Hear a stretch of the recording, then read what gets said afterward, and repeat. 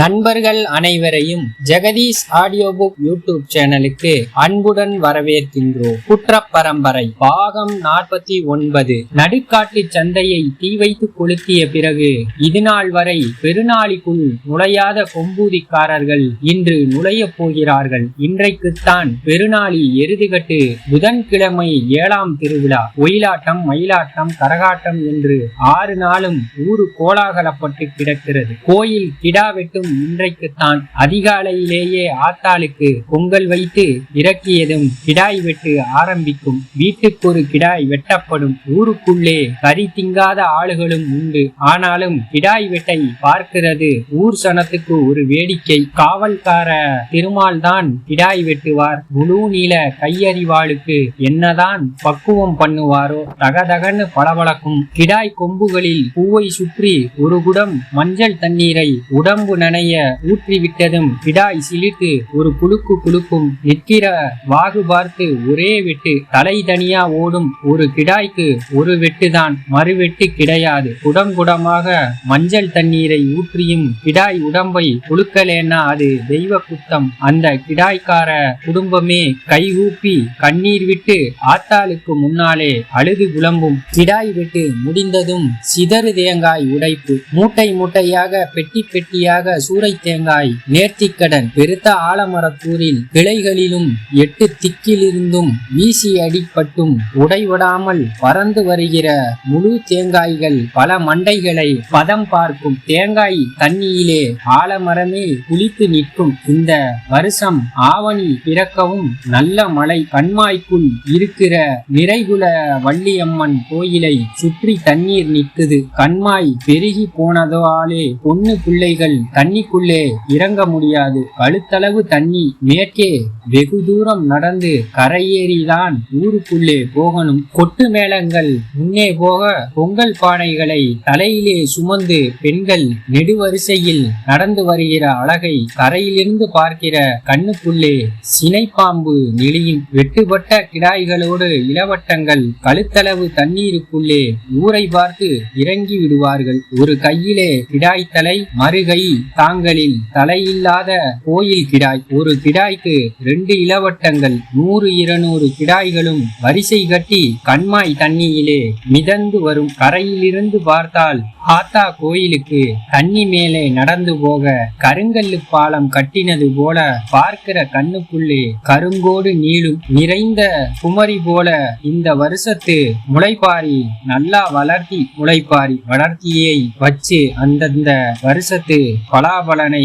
கணிக்கிறது உண்டு. இந்த வருஷத்துக்கு ஏதோ பெருசா நடக்கும்னு என்ன நடக்க போகுதோ தெரியலே. இரும்பு தொப்பி மாட்டிய சட்டி போலீஸ்கள் கச்சேரி நிறைய வந்து இறங்கி இருந்தார்கள். சனங்களுக்கு உறுத்தியது, எதுக்கு இவ்வளவு போலீஸ் எருதுகட்டுக்கு வந்த போஸ்தாம்? இத்தனை வருஷமா இல்லாமல் இப்போ என்னவாம்? என்ன திட்டமோ தெரியலே. கிழக்கு போலீஸ் போட்டு கொடுத்த திட்டப்படி இதுவரை எதுவும் பிசகில்லாமல் நடந்து வருகிறது. இறங்கி போயிருந்த தோள்பட்டையை ஏற்றி வைத்து கட்டிக்கொண்டு வெள்ளைக்கார சார்ஜென்ட் வேலைக்கு வந்துவிட்டார். இன்ஸ்பெக்டர் பகதூர் அறைக்குள் ரகசியமான அமைதி நிலவியது. பகதூருக்கும் சார்ஜென்ட்டுக்கும் மட்டும் கேட்கும்படி கிழக்கு போலீஸ் சொன்னார். இன்னைக்கு எருதுகட்டிலே கொம்பூதிகாரன் குணத்தை பாருங்க எசமான். கூட சேர்ந்து மாடு பிடிக்கிறவன் கொம்பு குத்துப்பட்டு செத்து விழுந்தாலும் அவனை தூக்க மாட்டான். காளையை மடக்கி பிடிக்கிறதிலே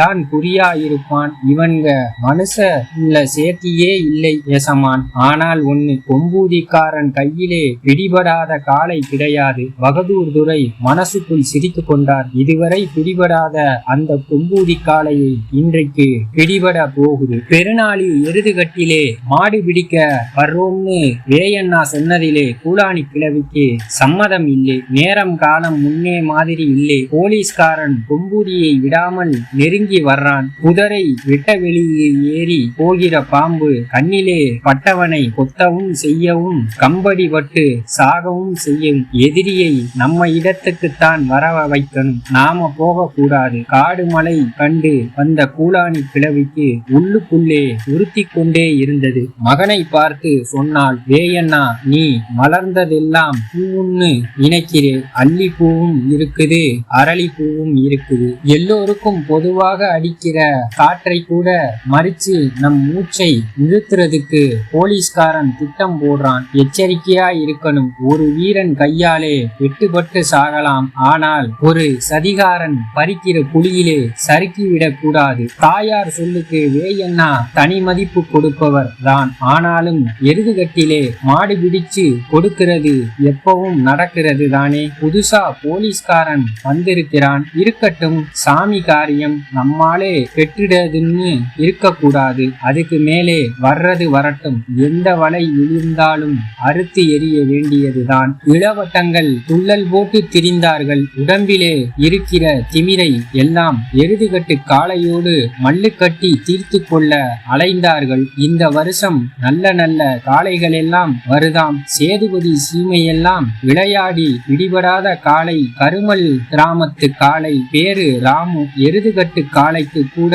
பேரு வச்சிருக்கான் பாரு ஒருத்தன். போன வருஷம் தரைக்குடி எருதுகட்டிலே 5-6 பேரை குடலை சரித்த காளை. தொடவிடாதாம், நாகப்பாம்பு ஆக சீருமாம், தொட்டால் தூக்கி எரியுமாம், குடலை உருவி மாலை போடுமாம். கொம்பூதி இளவட்டங்கள் கை ஊன்றி திரிந்தார்கள். அப்படி மாடுதானே வேணும். 2 நாளாகவே இளவட்டங்கள் யாருக்கும் சோறு தண்ணி இறங்கலே. குடல் பட்டினியா கிடந்தாதான் கோபம் தலைக்கு ஏறும், கொம்பிலே விழுகலாம். இளவட்டங்கள் தலையெடுத்துட்டதாலே இப்போதேவெல்லாம் வேயண்ணா மாடு பிடிக்க இறங்குறதில்லை. வையத்துறை இறங்குறான், வில்லாயுதம் இறங்குறான். 2 பேரும் அணைக்கிற போது எந்த காலையும் பேதலிச்சு போகும். பிடிபடாமல் தப்பிக்க மொழியை உருட்டும். குமரிகள் எல்லாம் எருதுகட்டு பார்க்க புதியாலம் போட்டு கிளம்பிக் கொண்டிருந்தார்கள். மச்சான் கொழுந்தன்மார் மாடு பிடிக்கிறதை பார்க்கணும்லே. சிக்கு ரெக்கை கட்டி பறந்து கொண்டிருந்தால் மாமன் மகன் வில்லாயுதம் விளையாடுகிற விளையாட்டை பார்க்கத்தானே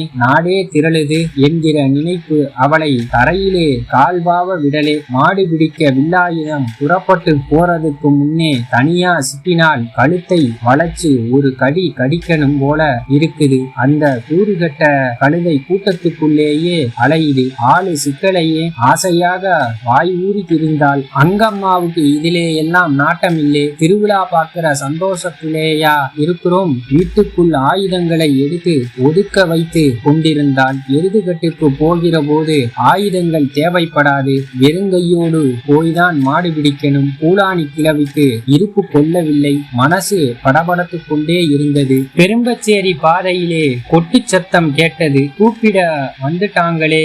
ஏதோ விபரீதத்தை எதிர்பார்த்த கூலாணி பதக்கென்றது. மாடு பிடிக்க முறைப்படி கூட்டி போக பெருநாளி முதல்கரை தங்கசாமி தலையாரி புலவரை முன்னே விட்டு கொட்டுக்கார குருசாமி கூட்டம் உறுதி கிளப்பிக் கொண்டிருக்கிறார்கள். குலசாமிக்கு முன்னால் கொம்பூதி கூடியது. பெருநாளி முதல்கரை தங்கசாமி தான் கொண்டு வந்த வஸ்திரத்தை விரித்து உதறி வேயண்ணாவின் தலையில் உருமா கட்டிவிட்டார். மல்லிகை பூச்சரத்தை மணிக்கட்டில் கட்டிவிட்டார். எலுமிச்சம்பழத்தை உள்ளங்கைக்குள் வைத்து வணங்கி வேயண்ணாவின் கையில் கொடுத்தார். திருமண் எடுத்து பூசிவிட கூலாணிக்கு கை வரலே. எப்போதும் இல்லாத பதற்றம், ஏன்னு தெரியலே. கிழவியோட பதற்றம் ஒருத்தருக்கும் பிடிபடலே. கொட்டுக்காரன் கும்மாளம் போடுகிறான். எல்லோரும் வேயண்ணாவை முன்னே விட்டு வெறுங்கையோடு மாடு பிடிக்க பெருநாளிக்கு புறப்பட்டார்கள். கச்சேரிக்குள் ரகசிய உத்தரவுகள் கசிந்து கொண்டிருந்தன. போலீஸ் குதிரைகள் கொம்பூதி கிராமத்து திசை கேட்டு கனைத்தன. இந்த கதை தங்களுக்கு பிடித்திருந்தால் தொடர்ந்து எங்க சேனலுக்கு ஆதரவு கொடுங்க. லைக் பண்ணுங்க, கமெண்ட் பண்ணுங்க, சப்ஸ்கிரைப் பண்ணுங்க. நன்றி, வணக்கம்.